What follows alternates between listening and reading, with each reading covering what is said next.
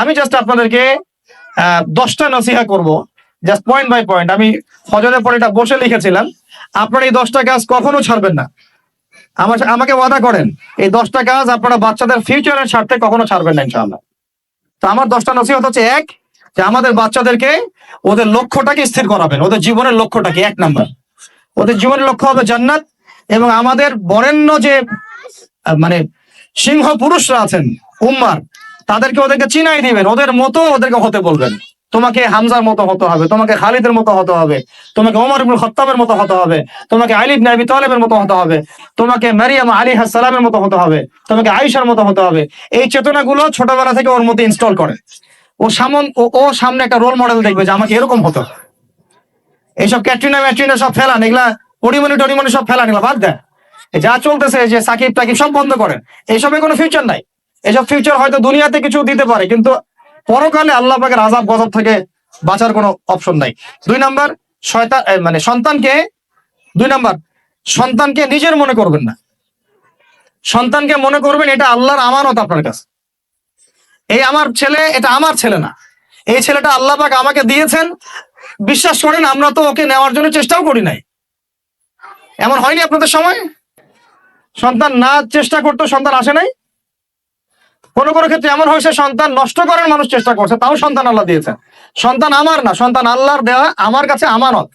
একে যদি আমি সুসন্তান রূপে মানুষ না করি, আগামী দিনে ওমর না বানাই, তাহলে আল্লাহ আমাকে ধরবে। That's all. 1 নাম্বার, সন্তানকে ওর গন্তব্য চেনাবেন, ওকে আমাদের সিংহ পুরুষদেরকে পরিচয় করাই দিবেন, ওর মতো তাদের মতো হতে বলবেন। এবং সন্তানকে আপনার নিজের মনে করবেন না, সন্তানকে মনে করবেন আল্লাহর দেওয়া জাস্ট একটা আমানত। 3 নাম্বার, সর্বোচ্চ সেরা কারিকুলাম যারা দিচ্ছে ওই রকম প্রতিষ্ঠানে আপনি ওকে পড়াবেন। এরকম প্রতিষ্ঠান যদি সরকার দেয় তাহলে সরকারি প্রতিষ্ঠানে পড়াবেন, আমার কোনো সমস্যা নেই।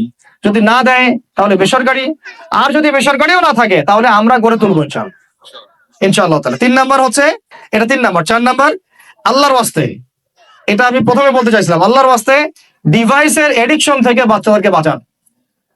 ডিভাইসের এডিকশন এত মারাত্মক যে আমি নিজে এখন কোরআনের আয়াত ভুলে যাচ্ছি দিন দিন।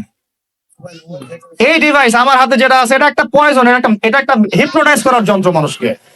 এই মোবাইলের এডিকশন থেকে বাচ্চাদেরকে বাঁচাবেন আল্লাহর ওয়াস্তে। যদি আপনি বাচ্চাকে হাফেজ বানাতে চান, আলেম বানাতে চান, কারি বানাতে চান, মুহাদ্দিসা বানাতে চান, এটা হাতে থাকলে আপনি পারবেন না।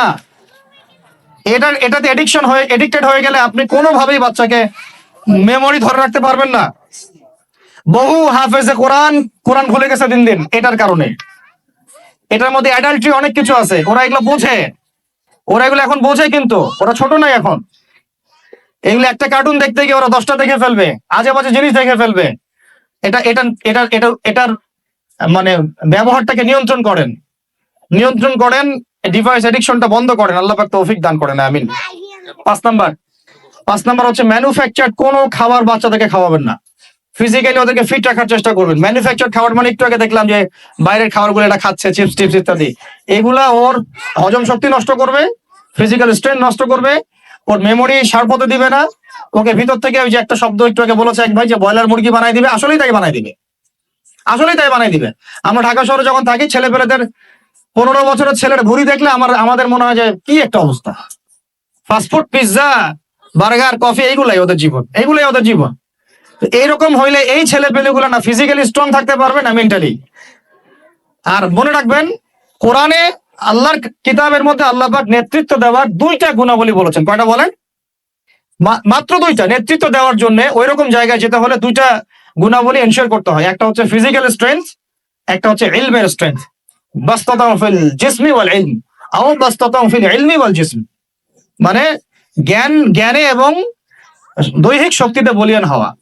ছোটবেলা থেকে খাবারে যদি আপনারা সচেতন না হন, এই বাচ্চারা বড় হয়ে দেখবে যে 15, 20, 30 বছরেই ভেঙে পড়ে গেছে। আমরা এটা চাই না। বিশুদ্ধ খাবার এবং ম্যানুফ্যাকচার্ড খাবার ত্যাগ করা, বাইরের খাবার বন্ধ, এবং যে রুট লেভেল থেকে ভালো খাবার এনে ওদেরকে খাওয়াবেন।